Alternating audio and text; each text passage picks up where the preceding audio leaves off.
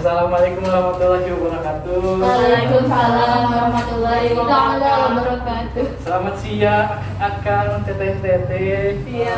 Syukur kehadirat Allah Subhanahu wa Ta'ala yang memberikan kita kesehatan agar bisa hadir di siang hari ini.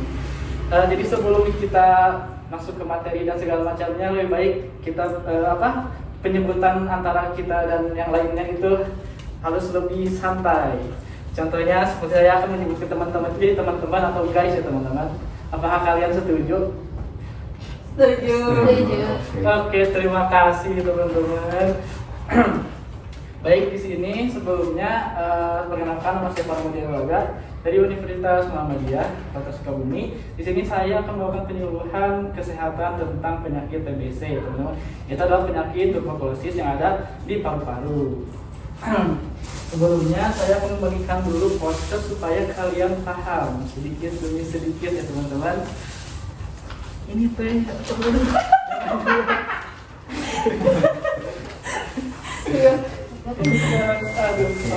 Oke, makasih. Terima kasih. Ya baik.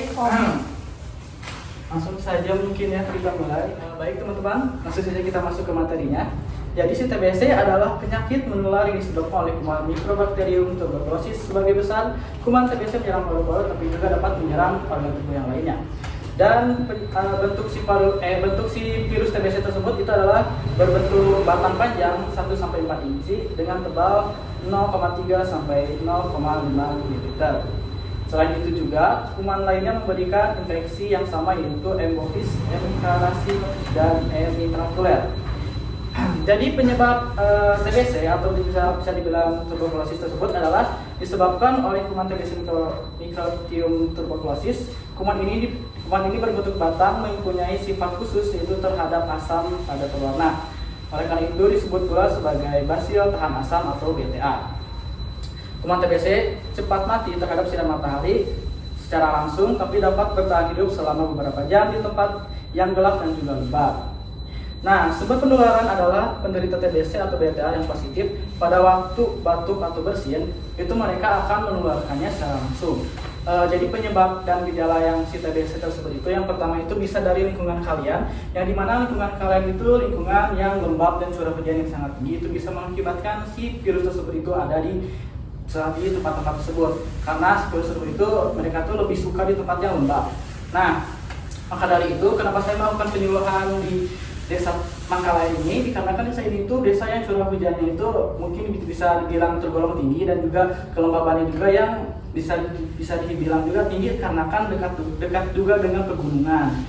Nah, jadi si TBC ini tuh bukan bisa menular bisa menular juga dari teman-teman kalian. Misalnya teman kalian ada yang terkena penyakit TBC, itu kalian misalnya berbicara dengan teman-teman kalian itu bisa mengakibatkan penularan dengan secara udara, ataupun bisa secara bersin, batuk, dan juga bisa secara berbicara biasa pun itu masih bisa menular. Maka dari itu seorang yang terkena penyakit TBC sama saja dengan seorang yang terkena penyakit COVID-19 bisa dibilang itu kayak harus karantina di rumah, tidak boleh keluar rumah karena bisa menularkan melewati udara.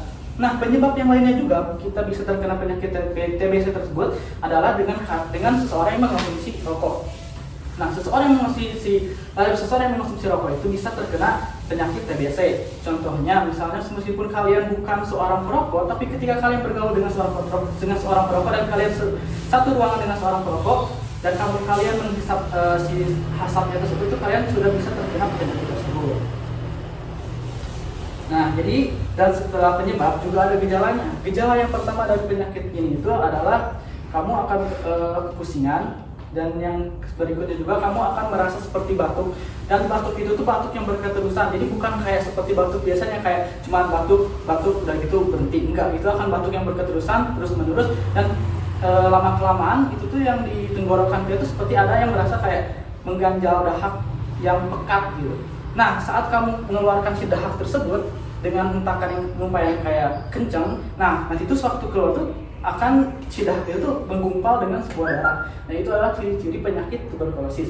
Dan juga selain itu gejalanya juga bisa mengakibatkan kalian keturunan berat badan, dan juga kalian akan mengakibatkan kalian itu malas makan, dan juga misalnya kalian juga akan mengakibatkan paru-paru kalian atau kalian misalnya berolahraga itu akan seperti menurun drastis. Misalnya kalian selalu berolahraga, misalnya lari meliling lapangan yang biasanya itu sampai 15 putaran bisa menjadi 3 putaran. Itulah yang mengakibatkan penyakit tersebut bisa membuat kalian kelemahan dan membuat kalian menjadi tidak berdaya. Nah, penyakit tuberkulosis ini adalah penyakit yang paling tinggi di Indonesia karena di setiap negara posisi Indonesia lah yang paling tinggi, yaitu adalah posisi kedua negara yang paling banyak terkena TBC.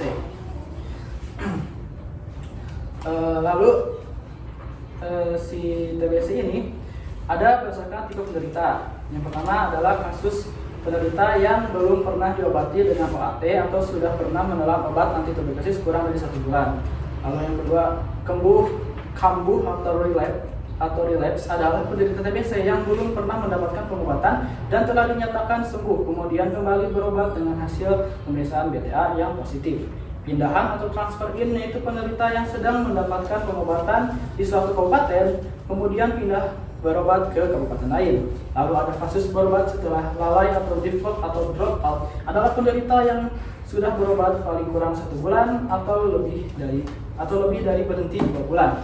Nah, untuk kalian yang misalnya terkena penyakit TBC itu akan ribet banget buat kalian. Kenapa? Karena kalian tuh bakal disuruh minum obat yang dianjurkan selama 6 bulan itu harus full minum obat. Misalnya kalian disuruh kayak kamu tuh harus minum obat tuh misalnya jam 5. Kenapa harus jam 5 subuh? Pertanyaannya itu kan. Kenapa harus jam 5 subuh? Itu dikarenakan ketika kalian tuh kan misalnya makan dan itu kalian tidur, otomatis si makanan tersebut yang ada di lambung dan usus kalian itu udah tercerna dengan baik, yang dimana si usus itu tuh jadi kosong. Nah, ketika kamu makan si obat tersebut pun akan langsung masuk ke sel-sel yang lainnya. Jadi ketika lambung kamu kosong, dimasukkan si obat itu pun akan pecah dan kemana-mana gitu, tidak ada hambatan. Nah, setelah minum obat pun kalian tidak boleh makan dan juga tidak boleh makan makanan ringan segala pun, itu tidak boleh dikarenakan selama 1 jam tersebut itu si obat lagi proses untuk memberikan obat-obat itu ke organ-organ yang lain. Nah, dan obat-obat itu ada beberapa tipe, ada 2 tipe. Setelah kita diberikan obat selama 6 bulan, nanti kurang lebih 3 bulan itu diberikan obat yang lumayan besar, dan obat itu tuh dimakan setiap hari, setiap subuh itu harus dimakan. Nah, setelah 3 bulannya lagi, kan di 6 bulan, pertengahan bulannya itu 3 bulannya lagi, itu akan diberikan obat yang lain lagi dengan dosis yang lain. Kalau sepengetahuan saya yang kedua itu obat itu misalnya dituncal-tuncal atau bisa dibilang harinya tuh dilewat-lewat. Misalnya minumnya hari Senin jam 5, Selasanya nggak minum, Rabunya minum, Kamisnya nggak minum, Jumatnya minum, dan Minggunya minum, seperti itu. Nah, lalu si TBC ini juga ada lagi gejala-gejala yang lainnya, itu seperti tadi sudah disebutkan, itu adalah demam, dan demam itu adalah seperti menyertai influenza, jadi kayak meriang gitulah istilahnya kayak meriang gitu. Nah, lalu ada batuk kering, yaitu adalah batuk yang tadi bisa dibilang kayak ini tuh kering gitu, kering banget, jadi batuk itu berterus-terusan gitu. Lalu ada juga sesak nafas, jadi ketika kalian terkena penyakit tersebut itu kalian akan merasakan sesak nafas di paru-paru kalian. Lalu juga ada nyeri dada, dan juga kalian itu kalau misalnya terkena penyakit tersebut, misalnya kalian itu batuk-batuk, nah itu tuh kalian usahakan tidak meminum air hangat, karena ketika kalian meminum air hangat, si dahaknya itu kan berdarah kan di sini, jadi otomatis akan keluar. Nah, sebenarnya itu tuh nggak boleh, katanya harus minum air dingin supaya batuknya itu hilang. Soalnya ketika penyebab batuk itu kan tidak kayak di sini, jadi kayak pengen keluar terus tapi nggak bisa keluar karena kesusahan. Nah, karena oleh sebab itu disuruh minum air dingin, jadi si dahak itu jadi nggak ke bawah lagi dan diem gitu, jadi kaku. Nah, begitu teman-teman. Lalu juga di sini ada tahap intensifnya. Yang pertama itu adalah penderita mendapatkan obat setiap hari dan diawasi langsung untuk mencegah terjadinya kekebalan terhadap inflamasi. Bila saat tahapan intensif tersebut diberikan secara tepat, penderita menular menjadi tidak menular dalam waktu 2 minggu. Sebagian besar penderita TBC positif menjadi negatif kompres pada akhir pengobatan intensif. Jadi setelah diberikan obat itu, kemungkinan menularnya itu jadi semakin menipis dikarenakan diberikan obat terus-menerus. Nah itu. Lalu ada tahap yang selanjutnya adalah tahap lanjutan penderita mendapatkan obat jangka waktu panjang. Itu adalah tadi yang sudah disebutkan, misalnya diberikan obat yang pertama itu obat yang berdosisnya itu ukuran itu besar. Nah yang ke 3 bulan ke depannya lagi obatnya diubah lagi dengan dosis yang berubah lagi. Seperti itu. Lalu ada cara pencegahannya. Cara pencegahan TBC perlu diwaspadai dengan mengambil tindakan-tindakan pencegahan selayaknya untuk menghindari infeksi tetes dari penderita ke orang lain. Salah satunya adalah batuk bersin sambil menutup mulut atau hidung. Jadi usahakan jika ada pasien yang TBC itu mereka tuh harus diusahakan menggunakan masker supaya tidak berinteraksi secara langsung tuh kayak ditutup oleh masker lah, seperti COVID-19 yang sekarang juga kan sama seperti itu. Lalu juga di sini bila penderita berbicara jangan terlampau dekat dengan lawan bicaranya, jadi harus dibagi jarak gitu kayak social distancing lagi. Lalu anak-anak di bawah usia 1 tahun dari keluarga yang menderita TBC perlu divaksin BCG sebagian pencegahan bersama dengan pemberian obat dengan dosisnya itu adalah obat isoniazid 2-10 kg selama 6 bulan. Nah, untuk si obatnya juga bisa memungkinkan kalian tuh nggak mungkin 6 bulan, karena bisa mungkin dari 6 bulan tuh lebih sampai 9 bulan. Seperti itu tergantung dengan cara kalian pemakaiannya. Soalnya meskipun kalian misalnya disuruhnya jam 5 sore, tapi kalau misalnya kalian lebih ataupun mengganti jam, itu bisa mengakibatkan jadi memperpanjang lagi si masa pengobatan kalian.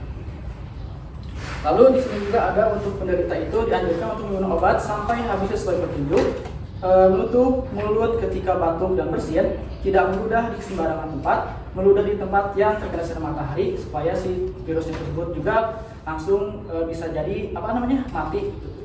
Lalu juga di tempat yang sudah ada karbol atau disoil. Lalu untuk keluarganya yang misalnya ada keluarga yang terkena penyakit tersebut dianjurkan untuk jemur kasur seminggu sekali karena kan lembab gitu kan, itu bisa mengakibatkan si tuberkulosis itu ada di situ gitu.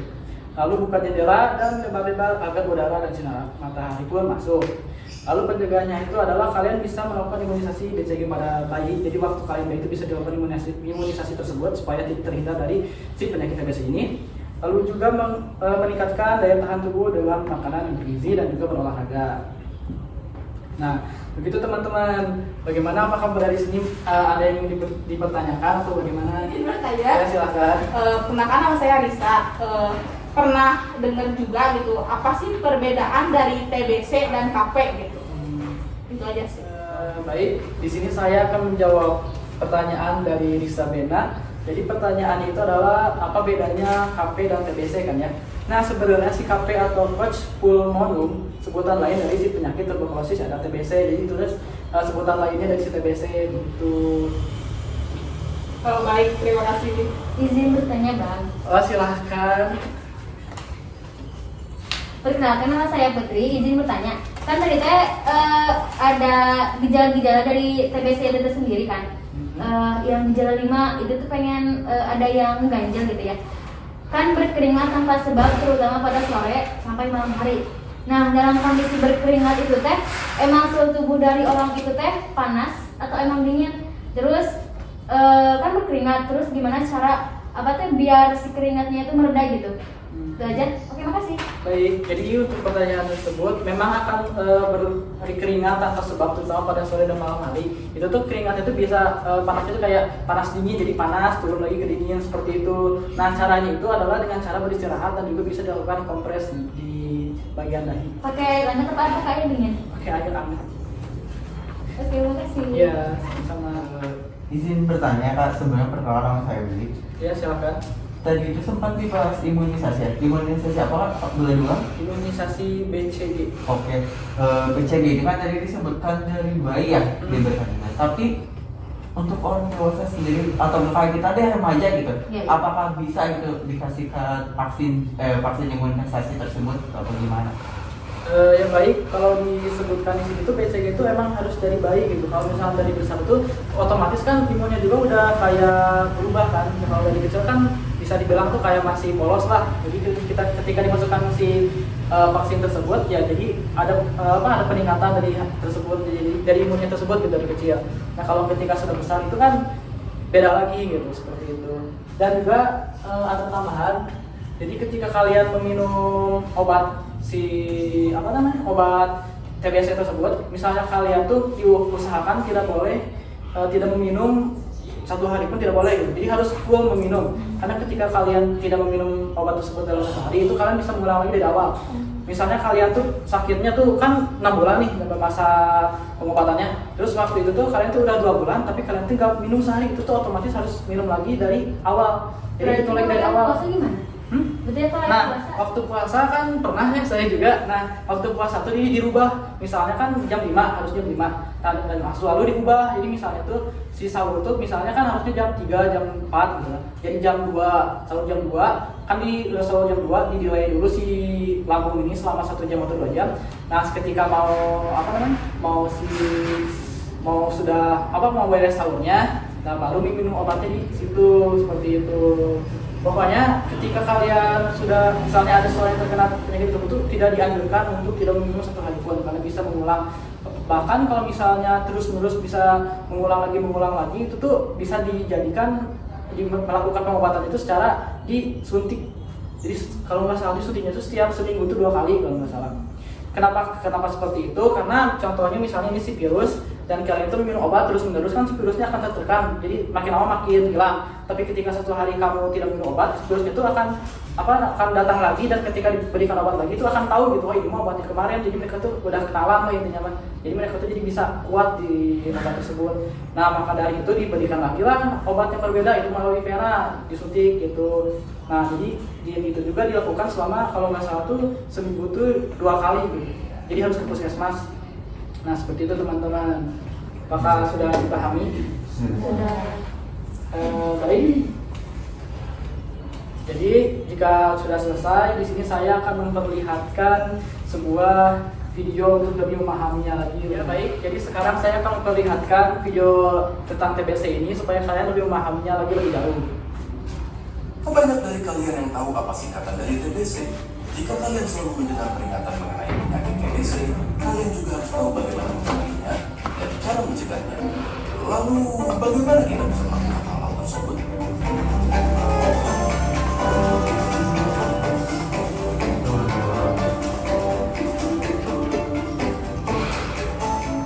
TBC atau tuberkulosis adalah penyakit yang menyerang paru-paru. Penyakit ini menular dan mematikan disebabkan oleh infeksi bakteri yang bernama Mycobacterium tuberculosis. Tidak hanya paru-paru, TBC bahkan bisa menginfeksi kelenjar getah bening, usus, tulang, bahkan selaput otak. Kalau TBC menyebar ketika seseorang dengan penyakit TBC paru aktif, batuk, ataupun infeksi.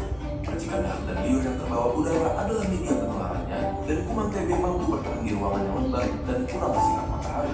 Tanda dan gejala umumnya berupa batuk lebih dari 2 minggu, batuk disertai darah, berkeringat di malam hari tanpa aktivitas, demam lebih dari 38 derajat Celcius, dan penurunan berat badan secara drastis.